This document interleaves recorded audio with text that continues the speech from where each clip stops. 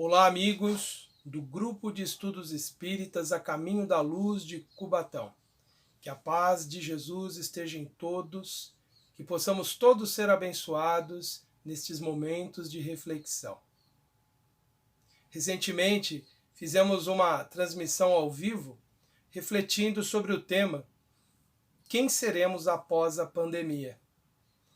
E um companheiro, já de muitos anos, que assisti às palestras que comecei a fazer na Casa Espírita em que iniciei meus estudos, ele respondeu, seremos nós mesmos. E aí veio a reflexão que hoje nos inspira a trazermos aqui algumas ideias, algumas reflexões para todos pensarmos. Se de toda essa experiência que nós estamos hoje vivenciando, numa prova tão desafiadora, pela qual milhões de espíritos reencarnados, e podemos dizer também os desencarnados estão bem preocupados com essa situação toda que envolve a humanidade terrena, como passando por uma experiência como essa, seremos nós mesmos. Caso nós não mudemos algo em nós em todo esse processo, significa que nós ficamos estacionários durante esse importante momento de evolução espiritual que nós estamos passando. Um momento em que muitos dos nossos valores, muitas das nossas convicções devem ser reavaliados, não obrigatoriamente mudados. Afinal de contas, somos espíritos já com alguma conquista em termos de evolução. Não vamos dizer também que já somos espíritos vitoriosos na presente encarnação, mas certamente algum pequeno valor, alguma pequena virtude, se podemos dizer assim, já existe em nós. Afinal de contas, a cada período de sua existência aqui no mundo material, o espírito avança, nem que seja para aprender através da dor, do sofrimento, a não repetir mais atos de desequilíbrios, atos que firam o seu próximo. Nós sempre estamos, de alguma forma, assimilando as experiências e em algum momento elas resultarão em progresso. Afinal de contas, o progresso do espírito é uma lei inevitável que rege o universo. Não teria Deus criado milhões de seres capazes de fazer escolhas para que eles permanecessem indefinidamente no que eles são. Todas as experiências sempre nos trazem alguma oportunidade de aprendizado. E certamente nós teremos que ser um pouco diferentes depois desse período que nós estamos vivendo. Não podemos ter expectativas muito exageradas, imaginando que nós teremos um grande progresso, porém, nós devemos entender que alguma coisa nova tem que surgir em nós. Afinal de contas, o espírito sempre conta com a possibilidade de mudar o seu destino. Mesmo quando nós imaginamos e relembramos que quando estamos do outro lado da vida, nós fazemos uma escolha de uma vida que vai nos trazer determinadas experiências e com elas possibilidades e limitações, sempre nos cabe fazer novas escolhas ao longo dessa mesma vida. Como, por exemplo, aproveitar bem as oportunidades que nós temos. E para nos auxiliar nessa reflexão e aprofundar o nosso conhecimento sobre as possibilidades que nós temos de ação na vida, queria trazer à lembrança de vocês uma questão importante que nós temos em O Livro dos Espíritos, a questão 267.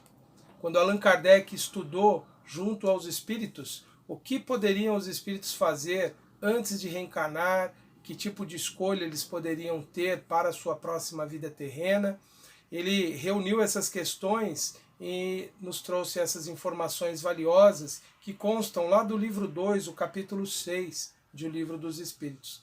Mais fácil a gente localizar pelo número da questão, a questão 267. E ele perguntou assim às inteligências superiores que guiavam o seu estudo, o seu desbravar do mundo espiritual. O espírito poderá fazer sua escolha durante a vida corporal? Ele estava desenvolvendo questões exatamente sobre isso. Antes de renascer, nós escolhemos a natureza das provas que nós vamos enfrentar no mundo? E os espíritos tinham afirmado que sim. Em grande número de casos, antes de renascer, o espírito escolhe a natureza de provas que ele tem a passar. Nós mesmos escolhemos, em grande parte, as experiências que nós estamos vivendo. Optamos por essas escolhas. Obviamente, há aqueles casos em que o espírito é compelido a enfrentar certas experiências que ele não pode mais fugir. Mas a grande maioria dos indivíduos que são capazes de fazer escolhas por si mesmos na presente vida já tinham essa capacidade antes de reencarnar. Então, naturalmente, podiam escolher. Nós certamente fomos ajudados em nossas escolhas, fomos orientados, mas a decisão final cabe a nós, como ela ainda continua sendo nossa. Tanto é que inúmeros espíritos fogem das suas provas, das suas experiências necessárias na presente vida, abandonando essas experiências.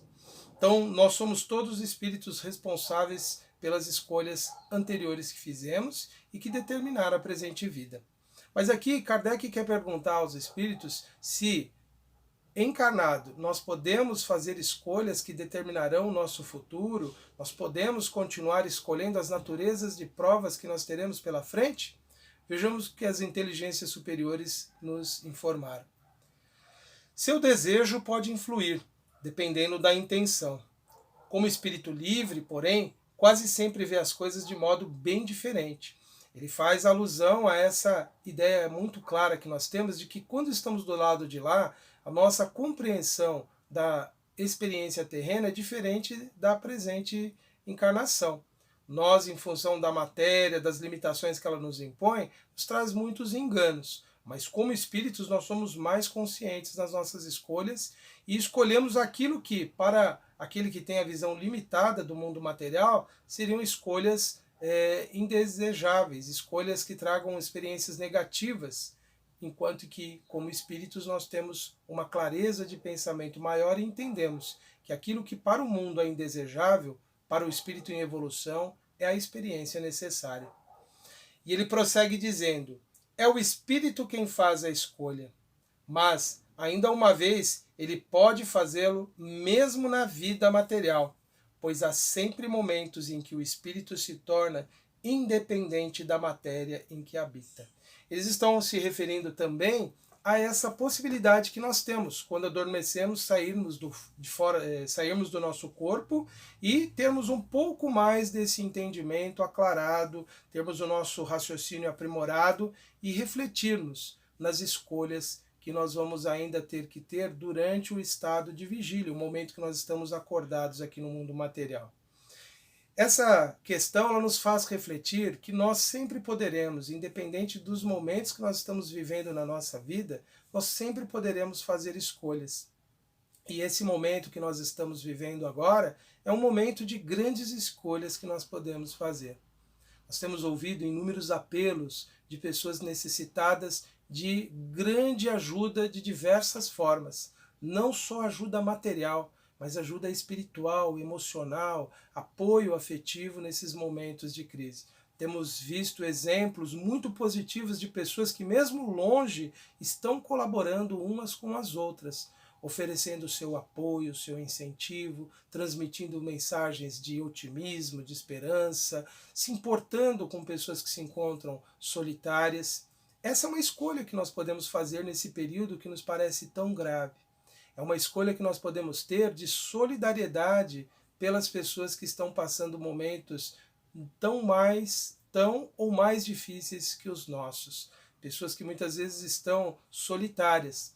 Há algum tempo atrás, ouvimos os meios de comunicação falar muito sobre o grande número de pessoas passando por processos graves de ansiedade, de depressão, problemas de natureza emocional muito graves. E os noticiários acabaram que deixando de falar sobre essas pessoas, mas elas continuam com seus graves problemas, com as suas grandes necessidades. Caberia então a todos nós pensarmos o que nós podemos fazer, mesmo nas limitações que nós estamos enfrentando, para auxiliar aqueles que atravessam momentos difíceis. O companheirismo, a amizade, a atenção são sempre recursos muito valiosos. São formas das pessoas se sentirem apoiadas, acolhidas. Então, mesmo dentro do nosso lar, se nós estamos cumprindo essa quarentena que nós estamos vivendo agora, ou melhor dizendo, esse isolamento social, nós podemos utilizar os meios de comunicação para estender o auxílio fraterno às pessoas. Esse é apenas um pequeno exemplo que nos mostra que nós sempre temos um poder de decisão naquele momento que nós estamos vivendo. Mesmo limitados, nós sempre podemos exercitar a nossa criatividade e assim encontrar uma forma de auxiliar o próximo. Lembrando que através do trabalho de amor, de caridade, em que nós nos dedicamos a alguém, sempre será o meio mais eficiente da nossa própria elevação espiritual. Nós podemos nos instruir, podemos obter muitas ideias, podemos refletir sobre elas, podemos mudar os conceitos, mas nós precisamos agir. E é aí a base da evolução do espírito, a sua ação. A partir de uma escolha bem feita e ele agindo, ainda que limitadamente, mas sempre trabalhando em favor do seu progresso e do progresso coletivo. Essa é uma escolha que todos nós estamos sendo convidados a fazer diante desse mundo aparentemente caótico. Muitas notícias às vezes nos fazem pensar que nós estamos num mundo sem controle, sem diretriz, mas na verdade não. As grandes inteligências que junto de Jesus governam o nosso mundo, todos os anjos tutelares ou todos os espíritos tutelares dos povos, das comunidades, dos países, estão atuando para o progresso humano. Há controle, há diretriz no mundo. O que nos falta muitas vezes é a sintonia com essas diretrizes que vêm do mundo maior, que nos convidam sempre a orar, agir pacificamente, agir moderadamente, agir de maneira reflexiva, agir de modo a não criarmos problemas com as nossas ações intempestivas ou as nossas ações que são direcionadas pela nossa agressividade primitiva que ainda existe dentro de nós e que precisa ser superada, transformada em ação para o bem, transformada em natureza de equilíbrio, de paz, de autocontrole, de autodomínio. Nós devemos, então, nesses períodos que nos parecem muito aflitivos, desenvolver pensamentos de confiança, pensamentos de fé, pensamentos de esperança. Nós somos muito bombardeados por notícias muito negativas, por notícias que nos fazem nos sentir muito frágeis, e na verdade nós não somos tão frágeis assim. Somos espíritos milenários. Quantas calamidades, quantas catástrofes a humanidade passou nos últimos milênios? Inúmeras. E nós éramos espíritos reencarnados que enfrentávamos essas mesmas dificuldades. Alguns dirão, mas muitos sucumbiram, muitos pereceram, apenas o corpo. O espírito sai sempre com algum saldo de aprendizado das experiências que ele vivencia no mundo material.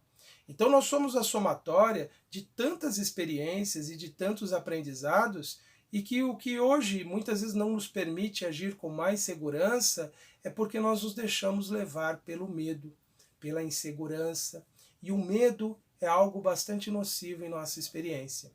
Ele pode ser positivo quando nos evita as situações de risco, mas quando ele toma proporções que nos inibe a ação e passa a nos controlar, ele se torna extremamente nocivo e nos priva de experiências gratificantes que a vida poderia nos dar. Quantas pessoas que, por não quererem sair da sua zona de conforto, da sua forma de viver às vezes tão segura, não experimentam novas possibilidades de ação, porque elas muitas vezes estão confundidas por não terem tido a oportunidade ainda de refletir melhor sobre o que realmente é importante em suas vidas. Há um episódio muito marcante na vida de Pedro, o discípulo de Jesus, que é muito importante nesse momento refletirmos para entendermos o quanto o medo é capaz de nos privar de experiências positivas na vida. Uma certa ocasião, Pedro e os discípulos e os outros discípulos de Jesus estavam no barco, e eles viram ao longe o vulto de um homem caminhando sobre as águas. Eles ficaram muito impressionados e com muito medo, e até imaginavam que era um espírito, porque eles naquela época admitiam a possibilidade sim dos espíritos se manifestarem, aparecerem.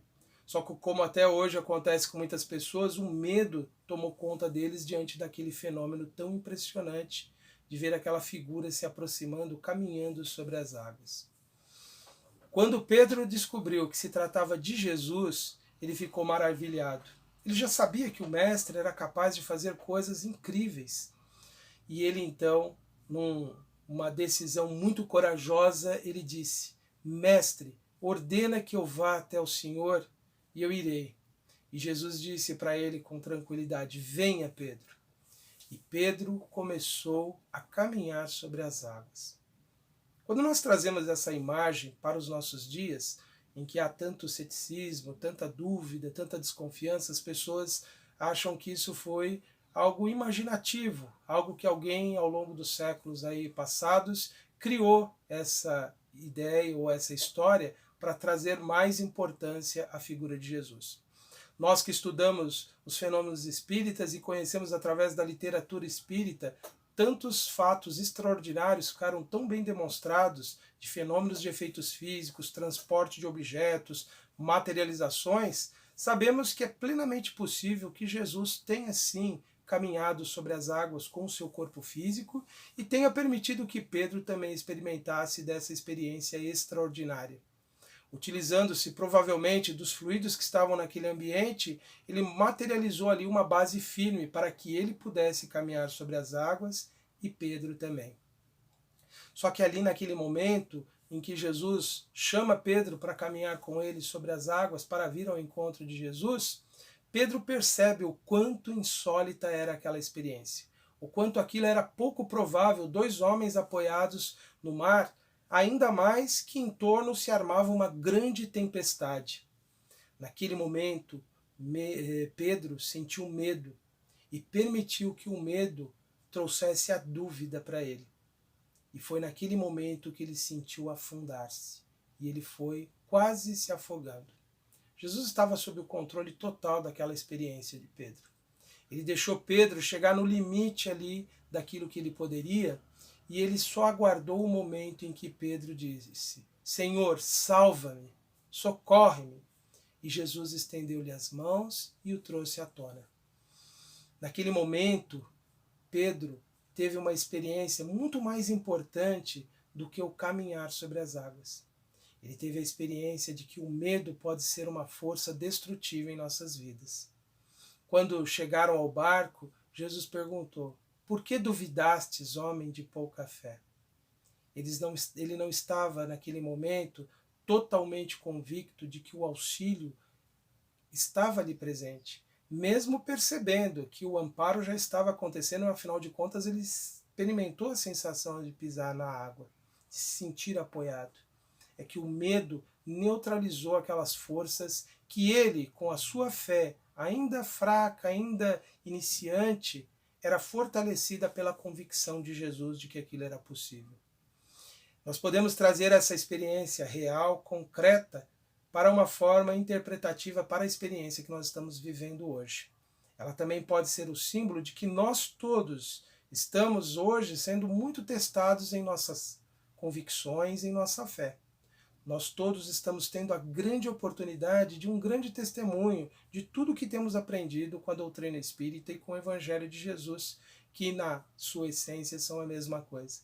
Nós todos estamos tendo a grande oportunidade de provar a confiança que nós temos nos desígnios divinos em favor nosso e da humanidade. Todos nós estamos com uma grande possibilidade de crescimento interior nesse momento e de descobrirmos que podemos nos tornar ainda mais fortalecidos, ainda mais capazes de agir no mundo e de transformar a nossa própria realidade. O que não podemos permitir é que o medo tome conta de todos nós e de que esse medo seja propagado muitas vezes de forma indevida por nós quando compartilhamos mensagens pessimistas, quando enfatizamos demais as notícias preocupantes que nos chegam. Não que nós não tenhamos que ter alguma precaução, algum receio, não que nós não tenhamos que ter até um pouco de medo, mas ele não pode tomar conta de nossas vidas e nós temos que ser muito criteriosos ao divulgar ideias, ao propagar notícias, para que elas não levem as outras pessoas à insegurança. Nem todas as pessoas estão preparadas para lidarem com situações ameaçadoras. Então cabe a todos nós que somos estudantes das mensagens superiores que vêm do mundo espiritual superior, que levemos mensagens de otimismo, de fé, de confiança, de certeza de que todos nós venceremos os obstáculos que nós temos pela frente. Afinal de contas, nós somos espíritos que reencarnamos para vencermos as nossas provas e não sermos vencidos por elas. E ainda que desencarnemos em decorrência dessa ou de outras doenças ou de outros fatos, ainda assim a morte não significa derrota. A morte, como todas as transformações da vida, é grande oportunidade de progresso para o espírito. É como espírito que devemos pensar nesses dias e não como matéria. Devemos refletir de que nós estamos tendo oportunidades de transformarmos ideias, valores, aqueles sentimentos que nós carregamos dentro de nós que precisam ser transformados em algo melhor. Para isso estamos reencarnados e com o objetivo da vitória, do crescimento espiritual. Todos nós podemos nos tornar espíritos vitoriosos na presente vida. Mas para isso precisamos reforçar a nossa fé, a nossa confiança, a nossa certeza de que o melhor sempre nos é proporcionado, que as grandes oportunidades de crescimento sempre estão à nossa disposição. E quando nos sentirmos ameaçados, temerosos, quando nos sentirmos fracos diante das dificuldades, que relembremos as lições que temos recebido. De que Deus é Pai, de que Deus é amor, de que Deus ele nos oferece sempre oportunidades de renovação em nossas vidas. Sejamos confiantes nesses dias que enfrentamos aí essas situações todas que a sociedade está vivendo. E tenhamos a certeza que através da oração nós receberemos sempre o suplemento de força que nós precisamos. Bem, meus amigos, essa é a nossa mensagem para este momento, desejando a todos que a paz de Jesus, que a renovação na vida de todos possa acontecer e que, passado esse período, possamos ver em nós uma transformação, ainda que pequenina, mas que possamos sentir que somos pessoas um pouco melhores do que fomos até então. Fiquem com Deus, que todos possam ser muito abençoados. Gratidão.